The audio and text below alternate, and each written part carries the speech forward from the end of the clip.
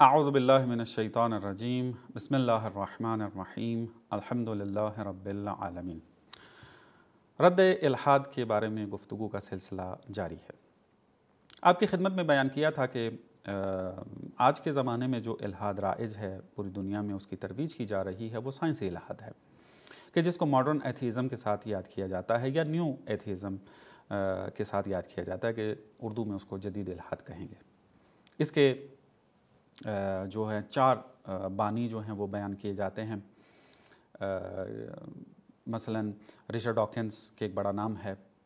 Same Harris ہے، Daniel dent ہے اور کرسٹوفر ہچن ہے۔ یہ چار افراد ہیں کہ جو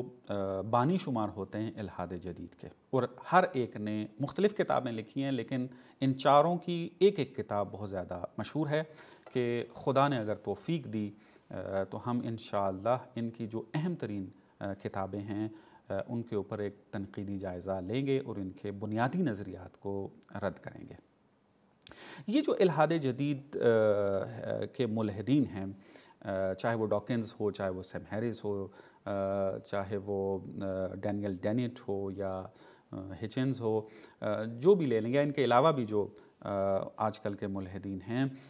ان کو لے لیں، یہ بہت سارے مغالطوں سے استفادہ کرتے ہیں، فیلسیز کے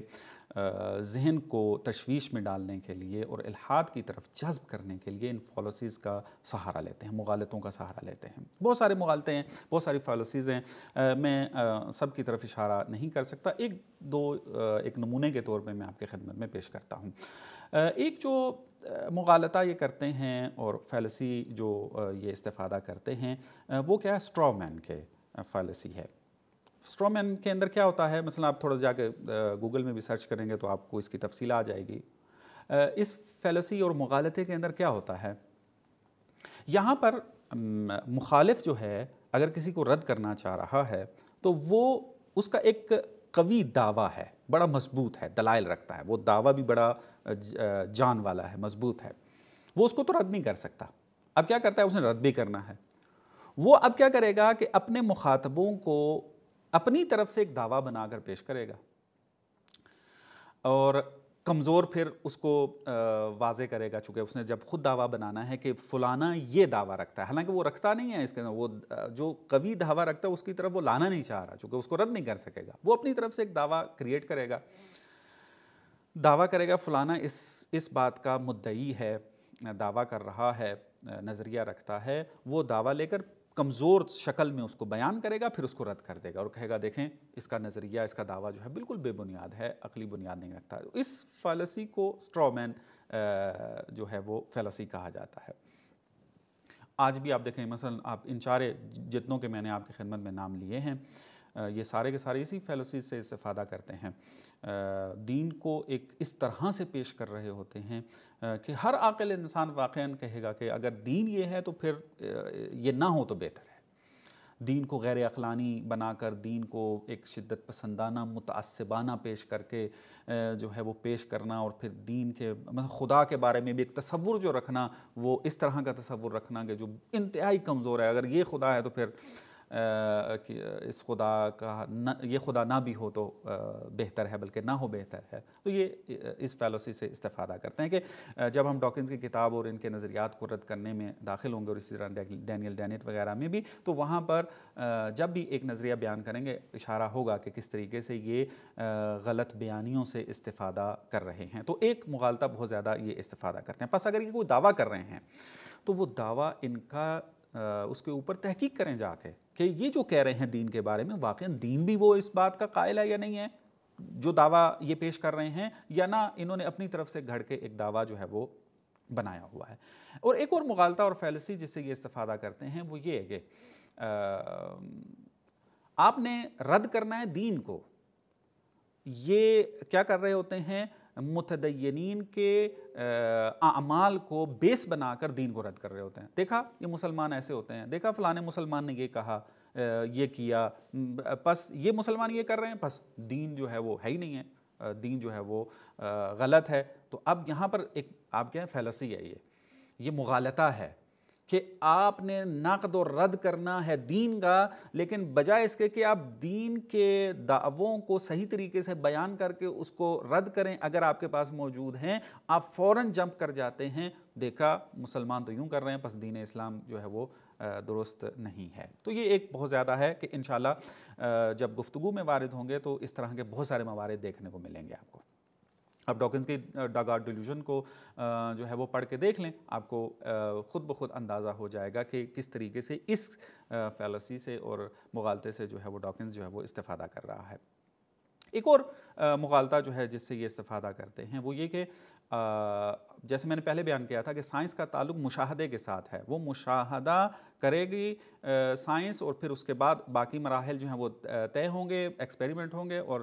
نتائج جو ہیں وہ لیے جائیں گے۔ اب وہ کیا کرتے ہیں، اس مشاہدہ سے ایک نتیجہ فلسفی نکال لیتے ہیں۔ جیسے میں نے مثال آپ کو دی تھی کہ کوانٹم فزکس کے اندر انہوں نے کہا کہ دیکھیں جی ایٹم کے نیچے جو دنیا موجود ہے اس میں حتمیت نہیں پائی جاتی، عدم حتمیت کا جو ہے وہ قانون جو ہے وہ انہوں نے بنایا۔ اب یہاں سے عدم حتمیت کا جو ہے وہ نتیجہ لے کر کیا ہے رد کرنے کے اس کو علت و معلول کے قانون کو، تو اب نتیجہ فلسفی لے رہے ہیں آگے، مشاہدے سے فلسفی نتیجہ لے لینا۔ جیسے میں نے پہلے بیان کیا تھا کہ سائنسی لیمٹس کو کراس کرتے ہیں یہ بہت زیادہ، تو یہ فیلسی اسی بات کی طرف ناظر ہے، اور ان ملحدین جدید کے اندر یہ بہت زیادہ پائی جاتی ہے۔ اور یہ جو جدید ملحدین ہیں، ماڈرن آپ ایتھیزم کے اندر آتے ہیں، مثلا جیسے میں نے آپ کو مثال دی تھی رچرڈ ڈاکنز کی، تو رچرڈ ڈاکنز جو ہے وہ جب دین کو سائنس کے ذریعے رد کر رہا ہوتا ہے تو وہ اتنا کمزور انداز میں آ کے اپنے دعوے پیش کرتا ہے اور رد کرتا ہے کہ حتیٰ اس کے مقابل میں جو ملحد ہیں دوسرے جو پڑھے لکھے ہیں، تھوڑے بہت منصف ہیں، وہ آ کے رچرڈ ڈاکنز کو جو ہیں وہ رد کر رہے ہیں۔ ان ملحدوں میں سے ایک ملحد جو ہے وہ مائیکل روس ہے، کہ ملحد ہے، اس کا اپنا نام ہے، کتابیں ہیں اس کی، یوٹیوب کے اوپر آپ جا کر دیکھیں تو اس کی آپ کہہ لیں لیکچرز موجود ہیں، ڈیبیٹس موجود ہیں، اس کے ملحد ہونے میں کسی کو کوئی اعتراض نہیں ہے۔ ملاحظہ کریں یہ مائیکل روس جو ہے وہ کس طریقے سے جو ہے وہ ڈاکنز کے بارے میں اپنی رائے کا اظہار کر رہا ہے۔ یہ ملاحظہ کریں کہ یہ ویب سائٹ ہے، اس پر اس نے اپنی رائے کا اظہار کیا ہے۔ اس عنوان میں آپ ملاحظہ کر رہے ہیں، یہاں پر آ کے وہ اس طریقے سے بیان کر رہا ہے کہ I have written elsewhere that the God delusion makes me ashamed to be an atheist، کہ دا گاڈ ڈیلیوژن جو ہے اس نے مجھے شرمندہ کر دیا ہے کہ میں اپنے آپ کو ملحد کہوں۔ اسی طریقے سے یہی بات جو ہے مائیکل روس نے ایک جو ہے وہ اپنے ویڈیو ڈیبیٹ کے اندر، انٹرویو کے اندر بھی بیان کی ہے۔ ایک کلپ میں نے تیار کیا ہے، آپ وہ کلپ ملاحظہ کریں کہ مائیکل روس یہی جملہ جو ہے وہ اپنی ویڈیو میں کس طرح بیان کر رہے ہیں، ملاحظہ کریں آپ۔